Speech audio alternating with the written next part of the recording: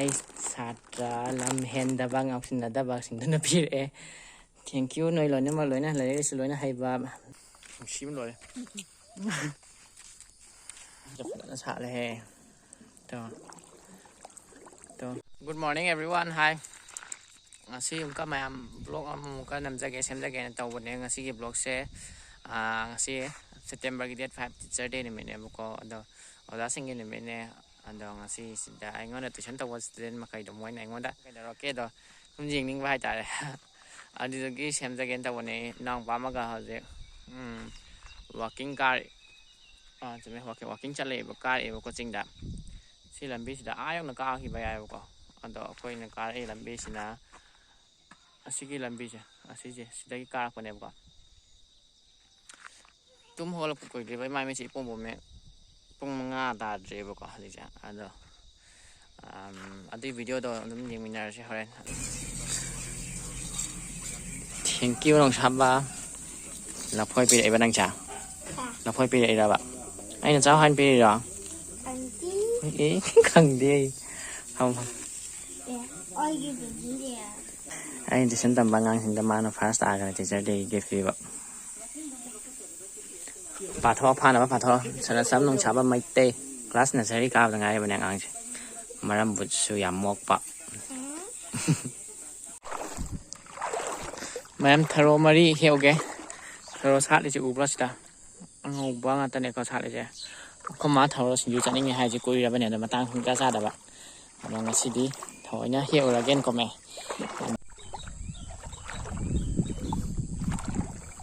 hay cái em này này nó bốc thổi ở đây mày này cháu em nè hết bảo ra cái sang em mà đi xem đúng surbungan jabe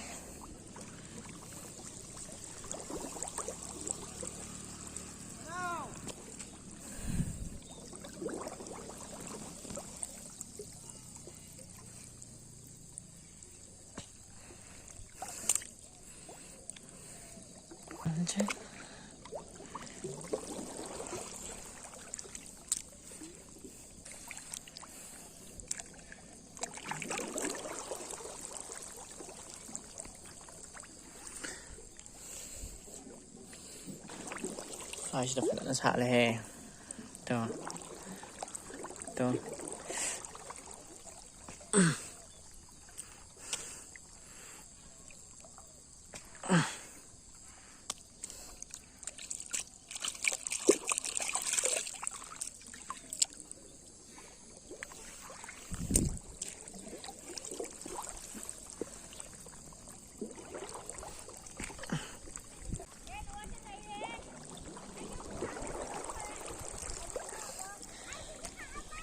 hồi đây đi lôi nó sát vào lôi sinh ra nè sát vào lôi cái tôi vô cả máy không ai nọ ngã tăng này cái lôi nó pom sinh ra nè ngã tăng này cái lôi pom sinh ra nè bạn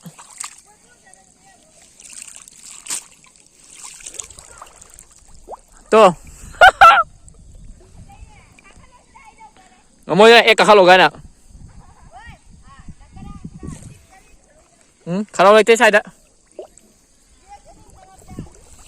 giờ nào mới lấy tay sai đó,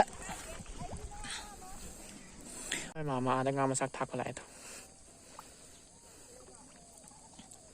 mẹ tharo lên phu số bàn mà hồi rồi thôi,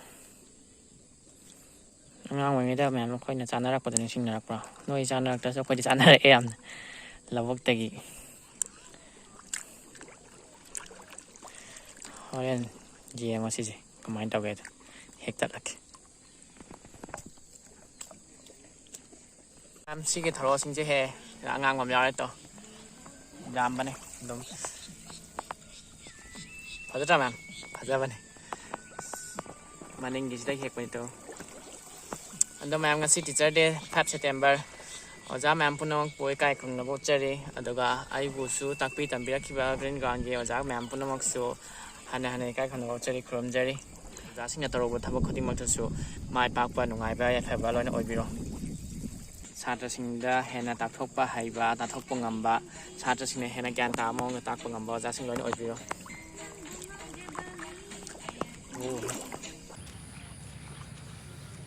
ꯑꯗꯩ ꯍꯥꯏꯕ ꯇꯨꯡꯒꯤ ꯁꯤꯟꯅꯔꯤꯒꯅꯣꯁꯦ ꯎꯕꯁꯦ ꯐꯖꯅ ꯎꯏ ꯑꯉꯧꯕ ꯉꯥꯛꯇꯅꯤ ꯃꯅꯝꯁꯦ ꯅꯨꯡꯁꯤꯕ ꯂꯣꯏꯔꯦ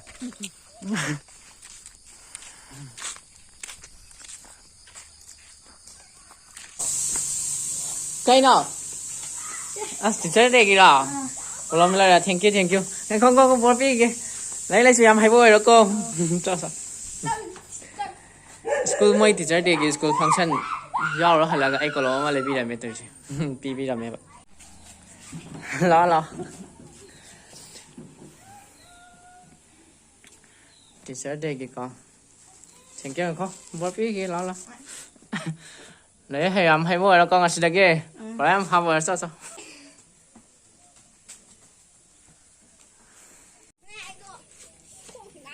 tuition ꯂꯥꯛꯑꯣꯏꯗꯕ ꯂꯥꯛꯑꯔꯣꯏꯌꯦ ꯆꯤꯡꯀꯥꯒꯤ ꯉꯁꯤꯗꯣ ꯑꯩꯈꯣꯏ ꯃꯥꯍꯣꯏ ꯆꯠꯇ꯭ꯔꯦ ꯑꯗꯨꯅ ꯌꯨꯝ ꯁꯪꯍꯧ ꯇꯥꯔꯦ ꯑꯗꯨꯅ ꯑꯣꯏꯅ ꯄꯤꯔꯝꯃ ꯆꯠꯂꯒꯦꯀꯣ ꯀꯩꯅꯣ ꯌꯥꯝ ꯄꯨꯔꯛꯏꯗꯣ ꯀꯅꯥ ꯍꯥꯏꯅꯣ ꯂꯨꯄꯥ ꯆꯥꯝꯃ ꯄꯨꯏꯕꯣꯅꯦ ꯏꯃꯥ ꯑꯗꯣ ꯏꯕꯣꯛꯇꯨꯅꯦ ꯕꯦꯒ ꯆꯥꯛꯀꯅꯤ ꯌꯥꯎꯕꯅꯤ ꯑꯁ ꯏꯕꯣꯛꯀꯤ ꯆꯥꯅꯕꯁꯨ ꯊꯦꯡꯀ꯭ꯌꯨ ꯀꯤꯡꯕꯨ ꯃꯥꯟꯕ꯭ꯔꯥ ꯂꯥꯏꯔꯤꯛ ꯌꯥꯝ ꯍꯩꯔꯣꯀꯣ ꯉꯁꯤꯗꯒꯤ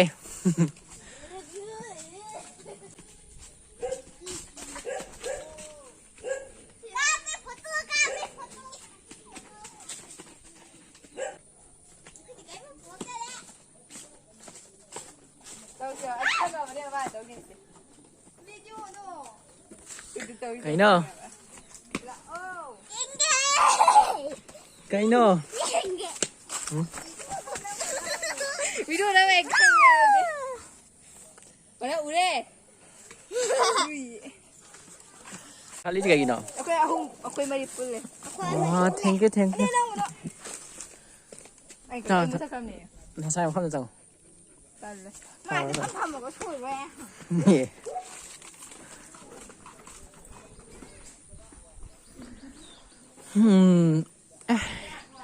ꯃꯣꯏꯒꯤꯁꯤꯗꯤ ꯌꯥꯝ ꯅꯥꯟꯅꯒ ꯁꯦꯝꯃꯛꯄꯩ ꯋꯥꯔꯤꯅꯤꯅꯦ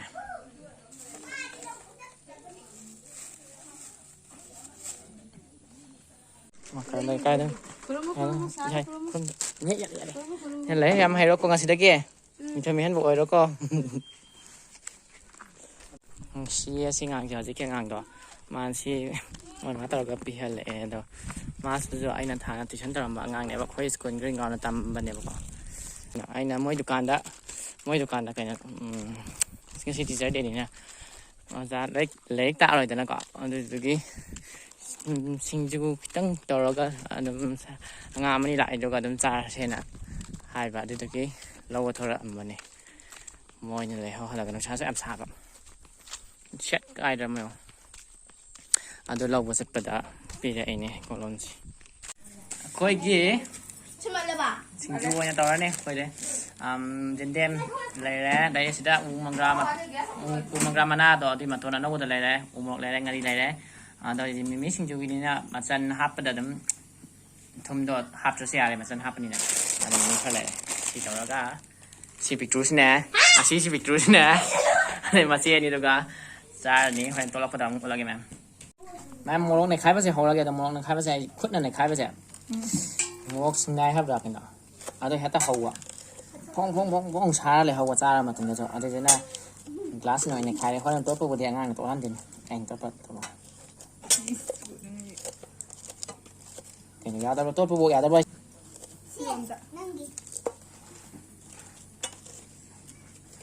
ꯔꯦꯗꯤ ꯂꯩꯔꯦ ꯁꯤ ꯈꯣꯛꯇꯅ ꯊꯨꯒꯥꯏꯔꯒ ꯍꯥꯞꯇꯨꯗ ꯉꯥꯏꯔꯦ ꯁꯤꯗ ꯈꯪ ꯃꯅꯥꯁꯨ ꯍꯥꯞꯄꯦ ꯃꯅꯥ ꯂꯧꯕ ꯈꯪꯍꯟꯗꯦ ꯈꯥꯡꯉꯝꯗꯦ ꯏꯟꯖꯥꯡ ꯊꯣꯡ ꯆꯥꯔꯅ ꯊꯨꯒꯥꯏ ꯍꯧꯔꯦ ꯃꯆꯜ ꯍꯧꯖꯤꯛ ꯃꯆꯜ ꯅꯠꯇꯦ ꯃꯤꯃꯤ ꯍꯥꯏꯕ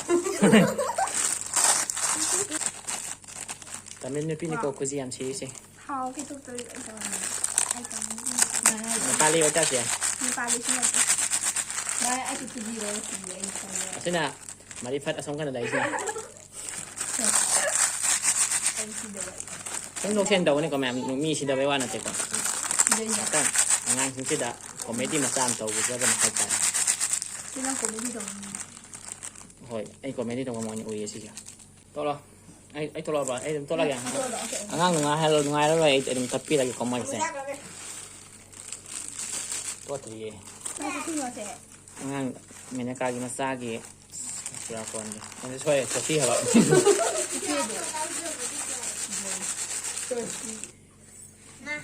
ตาได้ครับพักจ่า ให้ตาใครเดี๋ยวแกนี่เราแหละให้ทากลาสอะไรมันแจ๊ดเอาที่นี่เนาะมันจะมึงไม่ตัวเลยปะถ้าจะน่าโตเราให้ดูมึงนั่นตัวมึงนั่นตัวจะหาตัวไม่หา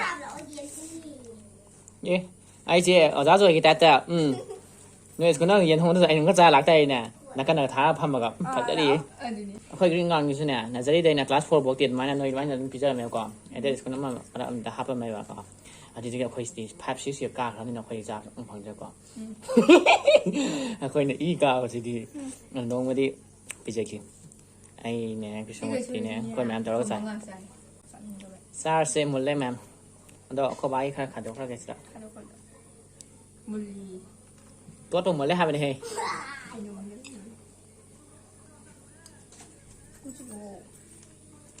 ที่ไปชิงเขาเข้ามาละนี่มันเป็นตัวเยอะยืนเสียมุนเอ็นช่วยตัวนี้มันกดได้จ้ะนี่นู่นง่างเหมือนในมือละกันอ่ะงานเขาว่าไอ้โคเจนทำกันตัวเดียวก็ทำซาซิละกัน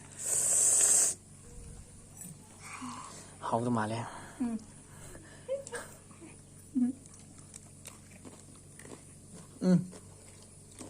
น่ะมองแสนอ่ะ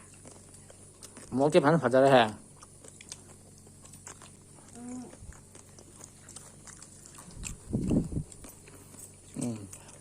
นั่งนึกเลยงั้นเหรอเขาปั้มไทยหรอเขาเลยมองชาวบ้านมาเนี่ยมองชาวบ้านฮะกะมาคุมบี้ไอ้แม่ยามมีโมรีบ้านเรามาอ่อยนะค่อยติดใจเดชเลยสิเลยให้เด็กอาหารมาแน่เนี่ยที่ฉันตลอดกว่าจะให้มารีมางาสุริยกว่าที่ฉันตลอดจะได้ที่จะเด่นมีแต่สมัยนางงามมาใครก็สมัยนั้นสามีเนี่ยบ้าใช่อาหารมาเนี่ยต้องมันจะไม่ดีกว่าแล้วสั่งนะมางานเลยเดี๋ยวมันตลอดกว่างานชิ้นเดียวมาบางทีเลยงั้นสิเอาใจให้เด็ก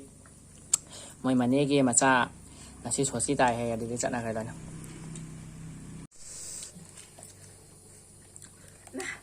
โบราณก็เอาเดี๋ยวไม่เห็นเขาดูในกล่องเดี๋ยวเขาใจไอ้นี่ไงมันใช่แบบไอ้เนี่ยวิดีโอนำใจให้เป็นตัวชิ้นกี่ได้งานโอเคให้พาตัว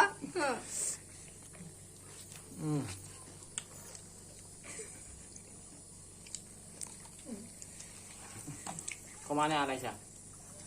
ค่อยเนี่ยมองมันละ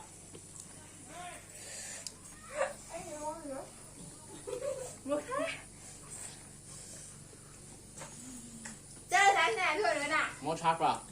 มีเนี่ย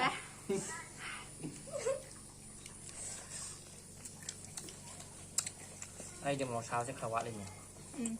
หันตัวแข็งแรงมากอ่ะชี้กระดับชี้เหรอไม่ตัวนี้ตัวเราโดนเขาเลยอันนี้รวมหมดแล้วให้ปลุกให้น้ำได้ช้าเปล่าตอนช้าใช่ใช่ไหม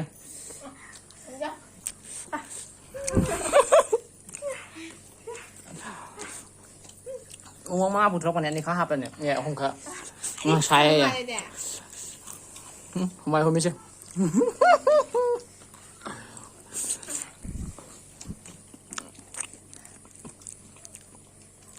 สิ่งที่เพลเราดีก่อนผมชอบเลยนะชิดเตียงให้จ้าเลยชานั่นแหละภาษานะไอ้ไม่ได้แก่ยกเดียนะฮะหนูจะทราบในเหตุชาบะผมไม่อาชีพจะท้องเน่าพัดก็ตัวเราไม่ท้องเน่าพัดละกันไว้น่ะหัวใกล้ละกันตัวเนี่ยสิยามพัดจะเจอวันเดียวตัวเลยยังต้องวันเดียวก็ยังไง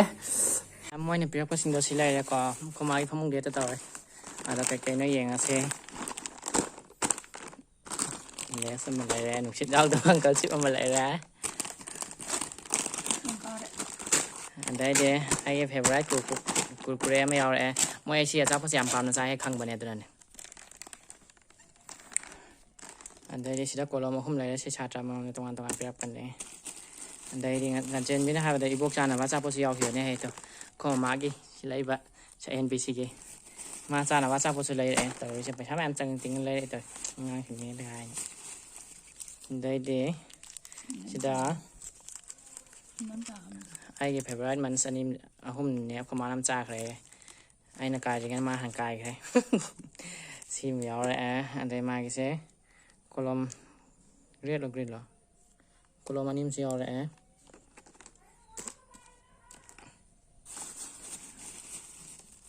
โอ้สเลดมารีปีรับประมาณใช่เขามาน้ำจากกี่บาทอันใดชนะมากี่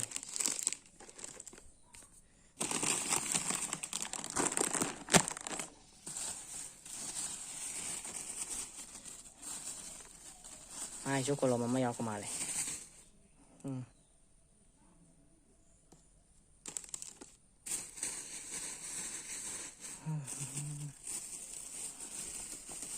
เดชนักเรียนนักขังเดชหังดอกตรีกว่านะหังดอกแกสิเดยามเป็กตัวเราก็ปีเดตัวนี้ใช่ไหมกันสิชุกโกลมันมาหาเปะตัวสิมาใครเจ็บไอ้satra lam hen dabang au sin dabang sin na pir thank you noi lo na ma lo na le se lo na hai ba tung da mi thoi me hen ba apha ba mi ma lo ni on ro ko